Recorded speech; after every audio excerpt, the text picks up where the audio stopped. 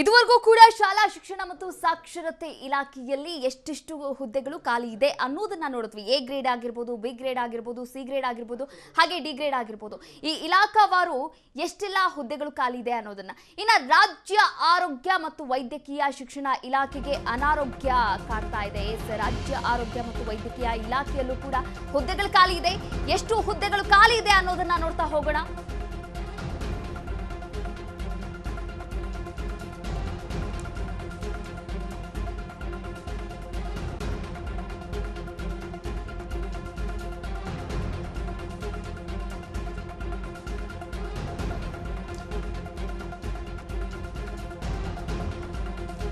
ರಾಜ್ಯ ಆರೋಗ್ಯ ಮತ್ತು ವೈದ್ಯಕೀಯ ಇಲಾಖೆಯಲ್ಲೂ ಕೂಡ ಹುದ್ದೆಗಳು ಖಾಲಿ ಇರುವಂತದ್ದು. ಬರೋಬ್ಬರಿ 37,069 ಹುದ್ದೆಗಳು ಖಾಲಿ ಇದೆ. ಹಾಗಾದ್ರೆ ಆರೋಗ್ಯ ಇಲಾಖೆ ಏನ್ ಮಾಡ್ತಾ ಇದೆ, ವೈದ್ಯಕೀಯ ಶಿಕ್ಷಣ ಇಲಾಖೆ ಏನ್ ಮಾಡ್ತಾ ಇದೆ? 37,069 ಹುದ್ದೆಗಳು ಖಾಲಿ ಇದೆ. ಎ ಗ್ರೇಡ್ ಅಲ್ಲಿ ನೋಡೋದಾದ್ರೆ 2,488 ಹುದ್ದೆಗಳು ಖಾಲಿ ಇದ್ರೆ, ಬಿ ಗ್ರೇಡ್ ಅಲ್ಲಿ 1,231 ಹುದ್ದೆಗಳು ಖಾಲಿ ಇದೆ. ಇನ್ನ ಸಿ ಗ್ರೇಡ್ ಅಲ್ಲಿ 19,470, ಹಾಗೆ ಡಿ ಗ್ರೇಡ್ ಅಲ್ಲಿ 13,880 ಹುದ್ದೆಗಳು ಖಾಲಿ ಇದೆ. ಇನ್ನ ಈ ಕುರಿತಂತೆ ದಿನೇಶ್ ಗುಂಡೂರಾವ್ ಅವರು ಏನು ಉತ್ತರವನ್ನ ಕೊಡ್ತಾರೆ ರಾಜ್ಯದ ಜನರಿಗೆ? ರಾಜ್ಯ ಆರೋಗ್ಯ ಮತ್ತು ವೈದ್ಯಕೀಯ ಶಿಕ್ಷಣ ಇಲಾಖೆ, ಈ ಒಂದು ಇಲಾಖೆಗೆ ಅನಾರೋಗ್ಯ ಕಾಡ್ತಾ ಇದೆ ಅಂತ ಅನಿಸ್ತಾ ಇದೆ. ಯಾಕಂದ್ರೆ ಆರೋಗ್ಯ ಮತ್ತು ವೈದ್ಯಕೀಯ ಶಿಕ್ಷಣ ತುಂಬಾ ಎಚ್ಚೆತ್ತುಕೊಳ್ಬೇಕಾದಂತಹ ಇಲಾಖೆ. ಸಾವಿರಾರು ಸ್ಪರ್ಧಾರ್ಥಿಗಳು, ಸಾವಿರಾರು ಭವಿಷ್ಯದ ಕನಸನ್ನ ಹೊತ್ತಿರುವಂತಹ ಅನೇಕ ಜನರಿದ್ದಾರೆ. ಆದ್ರೆ ಆ ಜನರಿಗೆ, ಆ ಒಂದು ಅಭ್ಯರ್ಥಿಗಳಿಗೆ, ಆ ಒಂದು ಸ್ಪರ್ಧಾರ್ಥಿಗಳಿಗೆ ಉತ್ತರವನ್ನ ಕೊಡಬೇಕಾಗಿರುವಂತದ್ದು ರಾಜ್ಯ ಆರೋಗ್ಯ ಮತ್ತು ವೈದ್ಯಕೀಯ ಇಲಾಖೆಯ ಸಚಿವರಾದಂತಹ ದಿನೇಶ್ ಗುಂಡೂರಾವ್ ಅವರು. ಯಾಕಂದ್ರೆ ಖಾಲಿ ಹುದ್ದೆ ಇದೆ, ಆದ್ರೆ ನೇಮಕಾತಿ ಮಾಡ್ತಾ ಇಲ್ಲ. ಯಾತಕ್ಕಾಗಿ ನೇಮಕಾತಿಯನ್ನ ಮಾಡ್ತಾ ಇಲ್ಲ? ಒಳ್ಳೆ ಶಿಕ್ಷಣ ಪಡೆದ್ರೂ ಕೂಡ ಕೆಲಸ ಸಿಗ್ತಾ ಇಲ್ಲ. ಕೆಲಸ ಸಿಕ್ಕಿದ್ರೆ ಲಂಚ, ಇಲ್ಲ ಒಂದು ಸ್ಪರ್ಧಾತ್ಮಕ ಪರೀಕ್ಷೆಯಲ್ಲಿ ಅನ್ಯಾಯ, ಸ್ಪರ್ಧಾತ್ಮಕ ಪರೀಕ್ಷೆಯೇ ಎಡವಟ್ಟಾಗಿರುವಂತದ್ದು. ಇನ್ನ ನೀವು ಕೂಡ ನೋಡ್ತಾ ಇರಬಹುದು ದೃಶ್ಯಾವಳಿಗಳಲ್ಲಿ, ಆರೋಗ್ಯ ಮತ್ತು ವೈದ್ಯಕೀಯ ಶಿಕ್ಷಣ ಇಲಾಖೆಯಲ್ಲಿ ಖಾಲಿ ಇರುವ ಹುದ್ದೆಗಳ ವಿವರವನ್ನ ನೀವು ನೋಡ್ತಾ ಇದ್ದೀರಾ. ಎ ಗ್ರೇಡ್ ಅಲ್ಲಿ 2,488 ಹುದ್ದೆಗಳು ಖಾಲಿ ಇದ್ರೆ, ಬಿ ಗ್ರೇಡ್ ಅಲ್ಲಿ 1,231 ಹುದ್ದೆಗಳು ಖಾಲಿ ಇದೆ. ಇನ್ನ ಸಿ ಗ್ರೇಡ್ ಅಲ್ಲಿ 19,470 ಹುದ್ದೆಗಳು ಖಾಲಿ ಇದೆ. ಹಾಗೆ ಡಿ ಗ್ರೇಡ್ ಅಲ್ಲಿ 13,880 ಹುದ್ದೆಗಳು ಖಾಲಿ ಇರುವಂತದ್ದು. ಎಸ್, ಇನ್ನ ಎರಡನೇದಾಗಿ ಗುರುತಿಸಿಕೊಳ್ಳುವಂತಹ ಇಲಾಖೆ ಇದೆ. ಯಾಕಂದ್ರೆ ಆರೋಗ್ಯ ಮತ್ತು ವೈದ್ಯಕೀಯ ಶಿಕ್ಷಣ ಇಲಾಖೆ ಎಷ್ಟೊಂದು ಮುಖ್ಯವಾಗಿದೆ ಅನ್ನೋದನ್ನ ನಾವು ಈವರೆಗೂ ಕೂಡ ಗಮನಿಸಿರುವಂತದ್ದು. ಒಟ್ಟಾರೆಯಾಗಿ 37,069 ಹುದ್ದೆಗಳು ಖಾಲಿ ಇದೆ.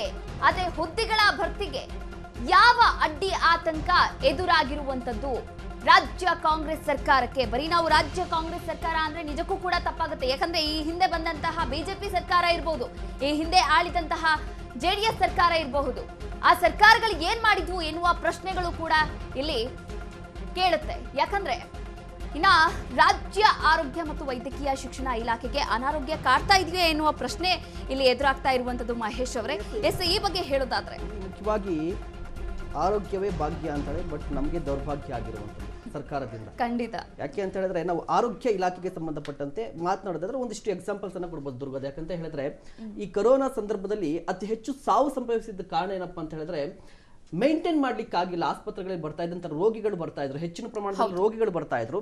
ಅಲ್ಲಿ ಫೆಸಿಲಿಟೀಸ್ ಜೊತೆಗೆ ಸಿಬ್ಬಂದಿ ಕೂಡ ತುಂಬಾ ಕಡಿಮೆ ಇದ್ರು ಅಂತ ಹೇಳಿ. ನಿಮ್ಗೆ ಆರೋಗ್ಯಕ್ಕೆ ಸಂಬಂಧಪಟ್ಟಂತೆ ಬೇಕಾಗಿರುವಂತ ಫೆಸಿಲಿಟೀಸ್ ಬೇರೆ, ಬಟ್ ಅವರನ್ನ ಮೇಂಟೈನ್ ಮಾಡ್ಬೇಕಿರುತ್ತಲ್ವಾ. ನಿಮ್ಗೆ ಡಾಕ್ಟರ್ಗಳ ಸಮಸ್ಯೆ ಇತ್ತು, ನರ್ಸ್ಗಳ ಸಮಸ್ಯೆ ಇತ್ತು. ಇದರಿಂದ ತುಂಬಾ ಸಾವನ್ನು ಸಂಭವಿಸುತ್ತೆ. ನಿಮ್ಗೆ ಬೆಡ್ ಬೇರೆ ವಿಚಾರ, ಬೆಡ್ ನಿಮ್ಗೆ ಎಕ್ವಿಪ್ಮೆಂಟ್ಸ್ ಬೇರೆ ವಿಚಾರ ಆಗುತ್ತೆ, ಬಟ್ ನಿಮ್ಗೆ ಸೌಲಭ್ಯಗಳು ಬೇರೆ. ಬಟ್ ನಿಮ್ಗೆ ಅಲ್ಲಿ ಮಾನವ ಸಂಪನ್ಮೂಲವೇ ತುಂಬಾ ಕಡಿಮೆ ಇತ್ತು ನಮ್ಮ ರಾಜ್ಯದಲ್ಲಿ. ಆ ಸಂದರ್ಭದಲ್ಲಿ ಹೆಚ್ಚಿನ ಸಾವು ಸಂಭವಿಸಿದ್ದು ಕೊರೋನಾ ಸಂದರ್ಭದಲ್ಲಿ. ಯಾಕೆ ಅಂತ ಹೇಳಿದ್ರೆ, ಈ ರೀತಿಯಾಗಿ ವೈದ್ಯರ ಕೊರತೆ ಇತ್ತು, ನರ್ಸ್ಗಳ ಕೊರತೆ ಇತ್ತು. ಗೊತ್ತಿದೆ ನಮ್ಗೆ, ಏನ್ ಗೊತ್ತಾ, ನಮ್ ದೌರ್ಭಾಗ್ಯ ಏನಪ್ಪಾ ಅಂತ ಹೇಳಿದ್ರೆ, ಸರ್ಕಾರದ ದೌರ್ಭಾಗ್ಯ, ನಮ್ ದೌರ್ಭಾಗ್ಯನ ಕಂಪ್ಲೀಟ್ ಆಗಿ ಏನಪ್ಪಾ ಅಂತ ಹೇಳಿದ್ರೆ, ನಮ್ಗೆಲ್ಲವೂ ಗೊತ್ತು. ಹೌದು, ಯಾವ್ದು ತಪ್ಪು ಯಾವ್ದು ಸರಿ ಎಲ್ಲವೂ ಗೊತ್ತು, ಬಟ್ ಯಾವ್ದು ಕೂಡ ನಾವು ಪರಿಹಾರವನ್ನ ಕಂಡುಕೊಳ್ಳಿಕ್ಕೆ ಮುಂದಾಗೋದಿಲ್ಲ. ಪ್ರಶ್ನೆ ಮಾಡೋಕ್ ಮುಂದಾಗ್ತಾ ಇಲ್ಲ. ಇಲ್ಲಿ ಪ್ರಶ್ನೆ ಏನಪ್ಪಾ ಅಂತ ಹೇಳಿದ್ರೆ ಜನರೇ ಭ್ರಷ್ಟಾಗಿದ್ದಾರೆ ಅನ್ನೋ ಮಾತು ಕೂಡ ಕೇಳಿಬರುತ್ತೆ ದುರ್ಗದ್. ಯಾಕೆ ಅಂತ ಹೇಳಿದ್ರೆ ನಾವು ಆಯ್ಕೆ ಮಾಡುವಂತಹ ಸಂದರ್ಭದಲ್ಲಿ ಯಾರನ್ನ ಆಯ್ಕೆ ಮಾಡಬೇಕು, ಯಾವ ಕಾರಣಕ್ಕಾಗಿ ಆಯ್ಕೆ ಮಾಡಬೇಕು ಅನ್ನೋದು ಪ್ರಶ್ನೆ ಬರುತ್ತಲ್ವಾ ಅಂತ. ಖಂಡಿತ ಮಹೇಶ್, ಒಂದು ನಾವು ಈ ಚರ್ಚೆಗೆ ಹೋಗೋಕ್ಕಿಂತ ಮುಂಚೆ ಒಂದು ಜನರ ಸಮಸ್ಯೆ ಅಥವಾ ಸರ್ಕಾರದ ಸಮಸ್ಯೆ ಅನ್ನೋದಕ್ಕಿಂತ ಹೋಗೋಕ್ಕಿಂತ ಮುಂಚೆ ಸರ್ಕಾರ ಒಂದು ಜಾಣ ನಡೆಯನ್ನ ಅಥವಾ ಒಂದು ಪ್ಲಾನ್ ಅನ್ನ ಕಂಡುಕೊಳ್ಳುತ್ತೆ. ಈ ಹುದ್ದೆಗಳ ಭರ್ತಿಗಳ ವಿಚಾರವಂತ ಸಂದರ್ಭ ಬಂದಾಗ ಅಥವಾ ಆರ್ಥಿಕ ಸಮಸ್ಯೆ ಎದುರಾದಾಗ ಕಾಯಂ ನೇಮಕಾತಿ ಮಾಡುವಂತಹ ಬದಲಾಗಿ ಒಂದು ರೀತಿ ಗುತ್ತಿಗೆ ಆಧಾರಿತ ಮೇಲೆ ನಡೆಸ್ಕೊಳ್ಳುವಂತಹ ಒಂದಷ್ಟು ದಾರಿಯನ್ನ ಸರ್ಕಾರ ಕಂಡುಕೊಳ್ಳುತ್ತೆ. ಅದರ ಪ್ರಕಾರ ನಾವು ಅದಕ್ಕೆ ಹೋಗೋಕೆ ಮುಂಚೆ ಚರ್ಚೆಗೆ ಹೋಗೋಕೆ ಮುಂಚೆ ನಿನ್ನೆ ಸದನದಲ್ಲಿ ದಿನೇಶ್ ಗುಂಡೂರಾವ್ ಅವರು ಒಂದು ಸ್ಪಷ್ಟವಾದಂತಹ ಉತ್ತರವನ್ನ ಕೊಟ್ಟಿದ್ದಾರೆ. ಅವರ ಉತ್ತರವನ್ನ ಓದ್ಬೇಕಾಗತ್ತೆ. ಯಾಕಂತಂದು ಹೇಳಿದ್ರೆ ಯಾವುದೇ ಒಂದು ಚರ್ಚೆಯನ್ನ ಮಾಡುವಂತ ಸಂದರ್ಭದಲ್ಲಿ ಅವರ ನಿಲುವುಗಳನ್ನ ಅಥವಾ ಅವರ ಸ್ಪಷ್ಟನೆಯನ್ನ ತೆಗೆದುಕೊಳ್ಳದೇನೆ ಚರ್ಚೆಗೆ ಹೋಗೋಕೆ ಮುಂಚೆನೆ ಸರ್ಕಾರ ನಿನ್ನೆ ದಿನೇಶ್ ಗುಂಡೂರಾವ್ ಅವರು ಕೊಟ್ಟಂತಹ ಉತ್ತರವನ್ನ ಓದ್ತೀನಿ ನಾನು. ರಾಜ್ಯದ ಆರೋಗ್ಯ ಇಲಾಖೆಯಲ್ಲಿ ಒಟ್ಟು 69,915 ಹುದ್ದೆಗಳು ಮಂಜೂರಾಗಿದ್ದಾವೆ. ದಿನೇಶ್ ಗುಂಡೂರಾವ್ ಅವರೇ ಹೇಳಿರೋ ಪ್ರಕಾರ ಇಷ್ಟು ಸರ್ಕಾರ ಈಗಾಗಲೇ ಮಂಜೂರು ಮಾಡ್ಬಿಟ್ಟಿದೆ. ಈಗ ಆರ್ಥಿಕ ಇಲಾಖೆ ಅದಕ್ಕೆ ಗ್ರೀನ್ ಸಿಗ್ನಲ್ ಕೊಟ್ಟಿರುವಂತದ್ದು ಇರ್ಬೋದು. ಆದ್ರೆ ಅವುಗಳಲ್ಲಿ ಒಟ್ಟು ಈಗ ಈ ಕ್ಷಣದವರೆಗೂ ಅವ್ರು ಭರ್ತಿ ಮಾಡಿರುವಂತದ್ದು ಏನಂತ ಹೇಳಿದ್ರೆ 37,045 ಹುದ್ದೆಗಳನ್ನ ಆರೋಗ್ಯ ಇಲಾಖೆ ಭರ್ತಿ ಮಾಡಿದೆ. ಒಟ್ಟು 32,870 ಹುದ್ದೆಗಳು ಖಾಲಿ ಇದಾವೆ. ಅಂದ್ರೆ ನಮಗೆ ಇಲ್ಲಿ ಸಿಕ್ಕಿರುವಂತಹ ಅಂಕಿಅಂಶಗಳಿಗೂ ನೋಡಿದ್ರೆ ಇಲ್ಲಿರುವಂತಹ ಅಂಕಿಅಂಶಗಳನ್ನು ನೋಡಿದ್ರೆ ಒಂದು ರೀತಿಯ ಸಮಾಂತರವಾಗಿರುವಂತದ್ದು. ಇಲ್ಲಿ ಕೂಡ ಅಷ್ಟು ಅಂಕಿಅಂಶಗಳು ಈಗ ಅಷ್ಟು ಹುದ್ದೆಗಳು ಖಾಲಿ ಇದಾವೆ. ಆದ್ರೆ ಪ್ರಶ್ನೆ ಇರುವಂತದ್ದು ಏನಂತಂದು ಹೇಳಿದ್ರೆ ನೀವು ಆ ಹುದ್ದೆಗಳನ್ನ ಎಷ್ಟು ಮಟ್ಟಿಗೆ ಯಾವ ವೇಗದಲ್ಲಿ ಭರ್ತಿ ಮಾಡ್ತೀರಿ ಅನ್ನುವಂಥದ್ದು ಪ್ರಶ್ನೆ. ಅದಕ್ಕೆ ಸಚಿವರು ಕೊಟ್ಟಿರುವಂತಹ ಹುದ್ದೆಗಳು ಉತ್ತರ ಏನಂತಂದು ಹೇಳಿದ್ರೆ ಖಾಲಿ ಇರುವ ಹುದ್ದೆಗಳಲ್ಲಿ ಗ್ರೂಪ್ ಡಿ ಹುದ್ದೆಗಳನ್ನ 30% ನಾನ್ ಕ್ಲಿನಿಕ್ಗೂ 45% ಗ್ರೂಪ್ ಡಿ ಹುದ್ದೆಗಳನ್ನ ಒಟ್ಟಾರೆಯಾಗಿ 75% ಅದನ್ನು ಮೀರಿದಂತೆ ಟೆಂಡರ್ ಅನ್ನ ಈಗಾಗಲೇ ಕರೀಲಾಗಿದೆ.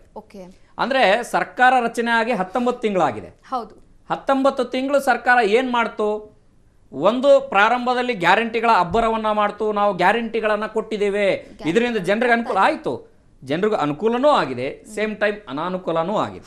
ನಾವು ಯಾವುದನ್ನು ಕೂಡ ಅನುಕೂಲ ಆಗ್ಬಿಟ್ಟಿದೆ ಈ ಸರ್ಕಾರ ಕೊಟ್ಟಿದೆ. ಹೌದು, ಸರ್ಕಾರ ಒಂದ್ ರೀತಿ ಬಡ ಜನರಿಗೆ ಅನ್ನವನ್ನು ಕೊಡ್ತಾ ಇದೆ, ಎಲ್ಲವನ್ನು ಕೊಡ್ತಾ ಇದೆ. ಆದ್ರೆ ಸೇಮ್ ಟೈಮ್ ಅದೇ ಬಡ ಜನರ ಜೊತೆಗೆ ಬಡ ಜನರಿಂದ ಬೇರೆ ರೀತಿ ಕಿತ್ಕೊಳ್ಳುವಂತ ಪ್ರಯತ್ನನೂ ಕೂಡ ಸರ್ಕಾರ ಮಾಡ್ತಾ ಇದೆ. ಸೊ ಆ ಚರ್ಚೆ ಬೇರೆ. ಆದ್ರೆ ಇಲ್ಲಿ ಹೇಳ್ತಾ ಇರುವಂತದ್ದು ಹೇಳಿದ್ರೆ ಟೆಂಡರ್ ಅನ್ನ ಕರೆಯಲಾಗಿದೆ. ಆ ಟೆಂಡರ್ ಪ್ರಕ್ರಿಯೆ ಯಾವಾಗ ನಡೆಯುವಂಥದ್ದು, ಎಷ್ಟು ಮಟ್ಟಿಗೆ ಯಾವ ವೇಗದಲ್ಲಿ ಅದು ನಡೆಯುತ್ತೆ, ಟೆಂಡರ್ ಯಾರು ತೆಗೆದುಕೊಳ್ತಾರೆ, ಟೆಂಡರ್ ಪ್ರಕಾರ ನಡೆದಂಥ ಸಂದರ್ಭದಲ್ಲಿ ಆಯ್ಕೆಯ ಪ್ರಕ್ರಿಯೆ ಯಾವ ರೀತಿ ನಡೆಯುತ್ತೆ, ಆಯ್ಕೆ ಪ್ರಕ್ರಿಯೆ ಯಾವಾಗ ಮುಗಿಯುತ್ತೆ ಅನ್ನೋಂಥ ಎಲ್ಲಾ ಪ್ರಶ್ನೆಗಳು ಇರುತ್ತೆ. ಅವ್ರು ಮುಂದುವರೆದು ಹೇಳ್ತಾರೆ, ರಾಜ್ಯದಲ್ಲಿ ಖಾಲಿ ಇರುವ ತಜ್ಞ ವೈದ್ಯರನ್ನು ಮತ್ತು ಸಾಮಾನ್ಯ ಕರ್ತವ್ಯ ವೈದ್ಯಾಧಿಕಾರಿಗಳನ್ನ ಕೆಲವು ಷರತ್ತುಗಳನ್ನು ಕೆಲವು ಷರತ್ತುಗಳನ್ನು ಹಾಕ್ಕೊಂಡು ಗುತ್ತಿಗೆ ಆಧಾರದ ಮೇಲೆ ತೆಗೆದುಕೊಳ್ಳುವಂಥ ರೀತಿಯಲ್ಲಿ ನಾವು ಅನುಮತಿಯನ್ನು ಕೊಟ್ಬಿಟ್ಟಿದ್ದೀವಿ ಏನಂತ ಆಯಿತು. ಬೇರೆ ಇಲಾಖೆ ಆಗೋದಾದರೆ ಸರ್ ಖಂಡಿತ ಒಂದು ಗುತ್ತಿಗೆ ಆಧಾರಿತವಾಗಿ ತೆಗೆದುಕೊಳ್ಬೇಕು ಅನ್ನೋಂಥದ್ದಾದ್ರೆ ಅದರದೇ ಆದಂಥ ನಿಯಮಗಳು ಇರ್ತವೆ ಪ್ರತಿ ಇಲಾಖೆಗೆ. ಆರೋಗ್ಯ ಇಲಾಖೆಯಲ್ಲಿ ಯಾರು ವ್ಯಾಸಂಗವನ್ನ ಮುಗಿಸಿ ಹೊರಗಡೆ ಬರ್ತಾರೆ ಅವರನ್ನ ಕಡ್ಡಾಯವಾಗಿ 1 ವರ್ಷ ಸೇವೆ ಮಾಡಬೇಕು ಅನ್ನೋಂಥ ನಿಯಮ ಏನಿದೆ, ಆ ನಿಯಮದ ಪ್ರಕಾರ ಒಂದಷ್ಟು ಹೊರಗುತ್ತಿಗೆ ಮೇಲೆ ಆಧಾರಿತವಾಗಿ ತೆಗೆದುಕೊಳ್ಬೇಕು. ಆದ್ರೆ ಅನೇಕ ರೀತಿ ನೀವು ಹೊರಗುತ್ತಿಗೆ ಅನ್ನುವಂತಹ ಕಾನ್ಸೆಪ್ಟ್ ಅನ್ನ ಎಷ್ಟು ಮಟ್ಟಿಗೆ ಇಟ್ಕೊಳ್ತೀರಿ, ಎಷ್ಟು ದಿನ ಇಟ್ಕೊಳ್ತೀರಿ? ಯಾಕೆ ಅಂತಂದು ಹೇಳಿದ್ರೆ ಮುಂದೊಂದಿನ ದಿನ ಇನ್ನು ನಮಗೆ ಅನೇಕ ಇತಿಹಾಸ ಇದೆ. ಕರ್ನಾಟಕ ರಾಜ್ಯದಾಗಿರ್ಬೋದು, ಬೇರೆ ಬೇರೆ ರಾಜ್ಯಗಳದಿರ್ಬೋದು, ಹೊರಗುತ್ತಿಗೆ ಆಧಾರಿತವಾಗಿ ಬಂದಂಥ ಕೆಲಸ ಮಾಡಿದಂಥವ್ರು ಮುಂದೊಂದು ದಿನ ಅವ್ರು ಕಾಯಂ ನೇಮಕಾತಿ ಮಾಡುವಂಥ ಸಂದರ್ಭದಲ್ಲಿ ಅಥವಾ ಪರೀಕ್ಷೆಗಳನ್ನು ಬರೆದಂಥ ಸಂದರ್ಭದಲ್ಲಿ ಅನೇಕ ಜನ ಪ್ರಶ್ನೆ ಎತ್ತಿರೋದಂತಿದೆ. ಬೇರೆ ಬೇರೆ ಇಲಾಖೆಗಳು ಉದಾಹರಣೆಗಳಿದೆ. ಉದಾಹರಣೆಗೆ ಶಿಕ್ಷಣ ಇಲಾಖೆಯನ್ನು ತೆಗೆದುಕೊಂಡಂಥ ಸಂದರ್ಭದಲ್ಲಿ ಅತಿಥಿ ಉಪನ್ಯಾಸಕರನ್ನ ತೆಗೆದುಕೊಳ್ತಾರೆ, ಅತಿಥಿ ಶಿಕ್ಷಕರನ್ನ ನೇಮಕಾತಿ ಮಾಡ್ಕೊಳ್ಳೋಕೆ ತೆಗೆದುಕೊಳ್ತಾರೆ. ಆದರೆ ನೇಮಕಾತಿ ಪ್ರಕ್ರಿಯೆಗೆ ಕೈ ಹಾಕಂಥ ಸಂದರ್ಭದಲ್ಲಿ ನಾವು ಇಷ್ಟು ವರ್ಷ ಸೇವೆ ಮಾಡಿದ್ದೇವೆ, ನಮಗೆ ಈ ಒಂದು ಪರಿಗಣಿಸಬೇಕು, ನಮ್ಮ ಸೇವೆಯನ್ನು ಪರಿಗಣಿಸಬೇಕು ಅನ್ನೋ ದೊಡ್ಡ ಮಟ್ಟದ ಹೋರಾಟಗಳು ಶುರುವಾಗುತ್ತೆ. ಅದೇ ರೀತಿಯಾಗಿ ಹೊರಗುತ್ತಿಗೆ ಆಧಾರಿತವಾಗಿ ಈಗ ವೈದ್ಯಕೀಯ ಇಲಾಖೆಗೆ ತೆಗೆದುಕೊಂಡಂಥ ಸಂದರ್ಭದಲ್ಲಿ, ಆರೋಗ್ಯ ಇಲಾಖೆಗೆ ತೆಗೆದುಕೊಂಡಂಥ ಸಂದರ್ಭದಲ್ಲಿ ಇದೇ ರೀತಿಯ ಸಮಸ್ಯೆಗಳು ಕೂಡ ಇದ್ದಾವೆ. ನಾವು ಉದಾಹರಣೆಗೆ ನರ್ಸಿಂಗ್ ಹೋರಾಟಗಳನ್ನು ನೋಡ್ಬೋದು, ವೈದ್ಯರ ಹೋರಾಟಗಳನ್ನು ನೋಡಿರ್ಬೋದು. ಅದರ ಜೊತೆಗೆ ವೈದ್ಯರಿಗೂ ಕೂಡ ಇರುವಂಥ ಹುದ್ದೆಗಳನ್ನು ಭರ್ತಿ ಮಾಡುವಂಥ ಸಂದರ್ಭದಲ್ಲಿ ಅವರ ಉತ್ತರವನ್ನು ಮುಂದುವರಿಸುವುದು ಅಂತದಾದ್ರೆ ಇಲಾಖೆಯ ಮುಖಾಂತರ ಸೇವಾನಿರತ ಸ್ನಾತಕೋತ್ತರ ವ್ಯಾಸಂಗವನ್ನು ಪೂರೈಸಿ ತಜ್ಞ ವೈದ್ಯರನ್ನ ತಜ್ಞರ ಹುದ್ದೆಗಳನ್ನು ನೇಮಿಸಲಾಗುತ್ತೆ ಅನ್ನೋಂಥದ್ದು. ಅಂದ್ರೆ ನೀವು ಕೇವಲ ಆರೋಗ್ಯ ಇಲಾಖೆ ಅಂದ ತಕ್ಷಣ ಕೇವಲ ಡಾಕ್ಟರ್ಗಳು ಅಥವಾ ವೈದ್ಯರು ಮಾತ್ರ ಬರಲ್ಲ, ಟೆಕ್ನಿಷಿಯನ್ ಬರ್ತಾರೆ, ವೀಕ್ಷಣೆಗಳನ್ನ ಮಾಡುವಂತ ಸಿಬ್ಬಂದಿಗಳು ಬರ್ತಾರೆ, ಸಿ ಗ್ರೂಪ್ ಬರ್ತಾರೆ, ಡಿ ಗ್ರೂಪ್ ಬರ್ತಾರೆ. ಆ ಹುದ್ದೆಗಳನ್ನ ನೀವು ಫುಲ್ಫಿಲ್ ಮಾಡ್ಲಿಲ್ಲ ಅಂತಂದು ಹೇಳಿದ್ರೆ ಅದನ್ನ ಮುನ್ನಡೆಸುವಂತವ್ರು ಯಾರು? ಆಯ್ತು, ಹೊರಗುತ್ತಿಗೆ ಆಧಾರದ ಮೇಲೆ ನೀವು ಎಷ್ಟು ವರ್ಷ ತರ್ತೀರಾ ಅನ್ನೋಂಥ ಪ್ರಶ್ನೆ ಬರುತ್ತೆ. ಸರ್ಕಾರ ಉತ್ತರ ಕೊಟ್ಟಿದೆ, ಆದ್ರೆ ಮಂಜೂರಾಗಿರುವಂತಹ ಹುದ್ದೆಗಳನ್ನೇ ನಿಮಗೆ ಭರ್ತಿ ಮಾಡ್ಲಿಕ್ಕೆ ಯಾಕೆ ವೇಗ ಪಡಿತಾ ಇಲ್ಲ? ನೀವೇ ಹೇಳ್ತೀರಾ. ನಾವು ಈಗ ಬಂದಿರುವಂತದ್ದು ಸರ್ಕಾರ ಮೊನ್ನೆ ಕೊಟ್ಟಿರುವಂತ ಉತ್ತರ ಬಿಟ್ಬಿಡೋಣ. ಈಗ ಸಚಿವರು ದಿನೇಶ್ ಗುಂಡೂರಾವ್ ಅವರೇ ಕೊಟ್ಟಿರುವಂತದ್ದು 69,900 ಹುದ್ದೆಗಳನ್ನ ಕೊಟ್ಟಿರುವಂತದ್ದು. ಅದರಲ್ಲಿ 30,000 ನೀವು ಹುದ್ದೆ ಫಿಲ್ ಮಾಡಿದ್ರೆ ಉಳಿದಂತದ್ದು ಯಾವಾಗ ಅನ್ನುವಂತ ಪ್ರಶ್ನೆಯನ್ನ ಮಾಡಬೇಕು. ಮತ್ತೆ ಆರೋಗ್ಯ ಇಲಾಖೆ ಸರಿ ಹೋಗ್ಲಿಲ್ಲ ಅಂತಂದು ಹೇಳಿದ್ರೆ ನೇರವಾಗಿ ಪ್ರಭಾವ ಬೀರುವಂತದ್ದು ಜನರ ಮೇಲೆನೆ. ಬಾಣಂತಿಯರ ಸರಣಿ ಸಾವುಗಳು ಯಾಕೆ ಆಯ್ತು ಅಂತಂದು ಹೇಳಿದ್ರೆ ಬಂದಂತಹ ಮೆಡಿಸಿನ್ ಅನ್ನ ಸರಿ ಇದೆಯೋ ಇಲ್ವೋ ಅನ್ನುವಂತ ಒಂದು ಚೆಕ್ ಮಾಡುವಂತ ಪೇಷಂಟ್ಸ್ ಇರಬೇಕು, ಚೆಕ್ ಮಾಡ್ಲಿಕ್ಕೆ ಸಿಬ್ಬಂದಿಗಳು ಬೇಕು.